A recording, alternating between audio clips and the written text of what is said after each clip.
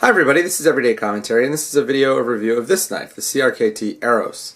The Eros, it comes in two different variations. This is the Eros SS, or stainless steel, for a stainless steel handle.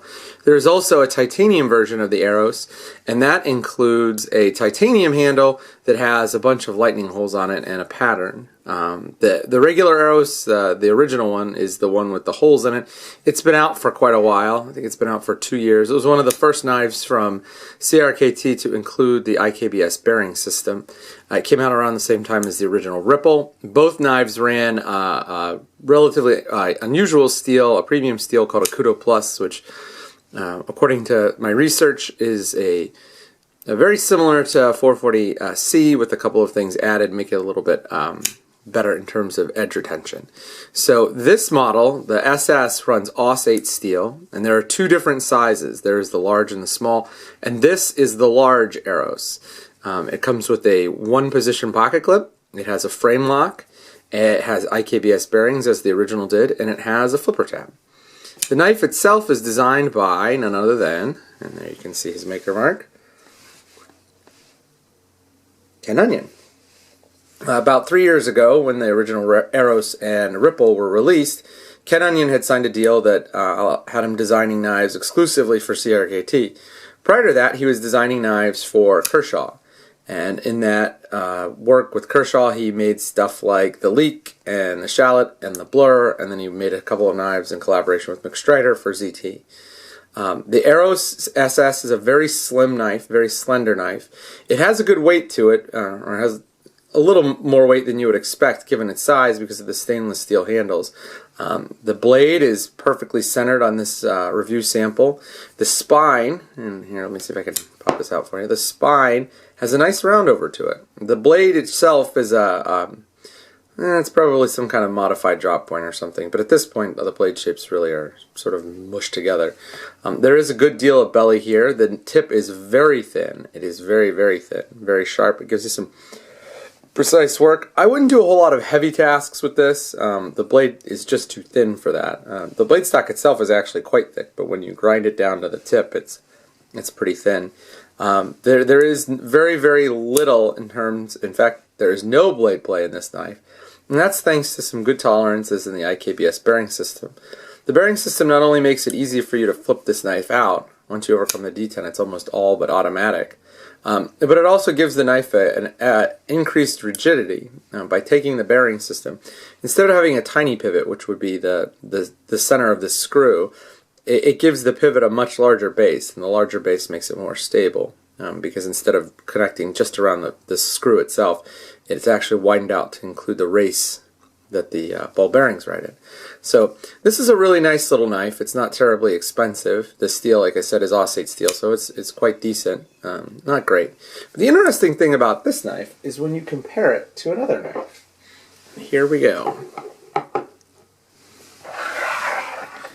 If you were not paying really close attention, you might not notice that there's a difference here. This is the Eros SS, and this is the basic stainless steel version Kershaw Leak. Now the Kershaw Leak does not have a bearing system. It runs on the SpeedSafe assist mechanism. Both are designed by the same guy, Ken Onion.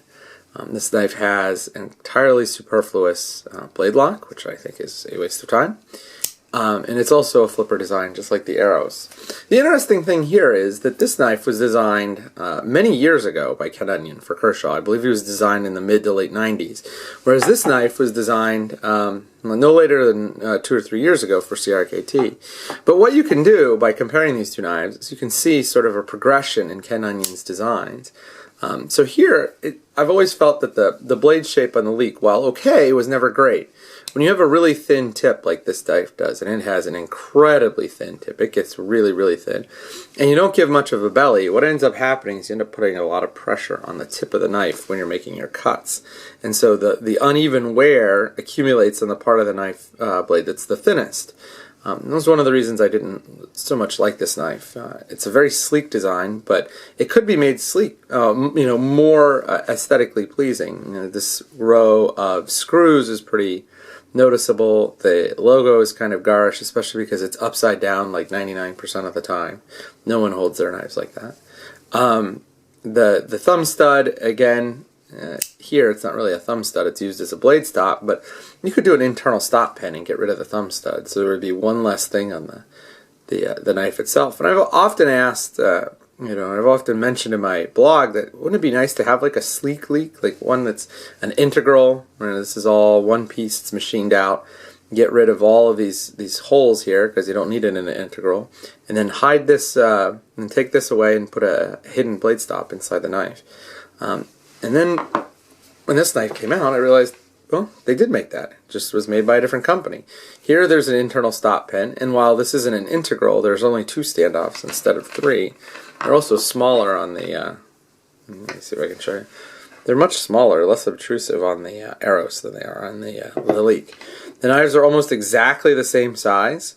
They have a very similar look to them. And the flipper, let's see if I can get this. And look, the flippers look almost identical. Same design. There's a little jimping here, a little jimping here. I actually prefer the IKBS knife much more than the assist knife. Both always come out the first time, but this one, no, it's not quite as fast, and an assist mechanism is just one more thing to get screwed up or messed up. So if I can get rid of it, I'd much rather not have it. The pocket clip on the Leek is really wide, and if you notice, this is something that Ken Onion has improved in his design. So the pocket clip here on the Eros is no less interesting, but it's much less of a paint scraper. There's not this pronounced hook here. This is just like a nice gentle rise. There's no sharp tip here. This is a nice circle. And that's one thing that's interesting that makes it nicer. The other thing that makes this knife, the Eros, nicer than the Leek, in my opinion, is the blade spine. Here the blade spine has a fully rounded over effect. Now this is not sharp, but it's squared off, and then the edges are worn down a little bit. The edges are taken off, and that's one of those things that it definitely screams production knife. Here the rounded over edges put me in the mind of a Sebenza, and that's always a nice touch to echo. Lots and lots of custom knives have fully rounded over spines, and it just makes the knife look nicer. Additionally, as I said before, the sides, the show side on the Eros is much cleaner than the show side on the Leek. And then finally, the thumb stud is completely gone. This is a satin finish to the blade. Let me see if I can pop it open. Yeah, see a nice satin finish there. And this has my least favorite blade finish, which is the classic bead blasted finish. I'd also note that because this knife has a very pronounced thin taper and this very distinctive Wharncliffe shape, that it always feels like the knife is fighting with the blade handle. It sort of pops out, and it would just be nice to have a bit of belly on this knife, and for some reason there is no belly at all, almost. And here, you get basically the same blade shape, or same handle shape, and same blade length, but you get, as I said before, a very nice distinctive belly.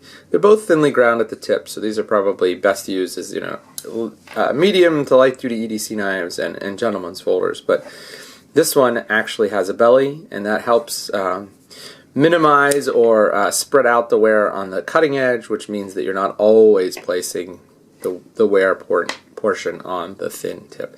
I'd also note that the tip on the Eros is a little bit thicker. So if you're comparing the Eros to the Leek, you can see all of these little things that Ken Onion has learned or has incorporated into his designs over the years.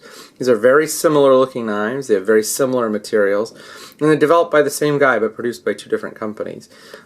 If I had a choice, I'd probably choose the Eros, not only because of the IKBS, but because of the belly on the blade. The Eros SS is an excellent little folder.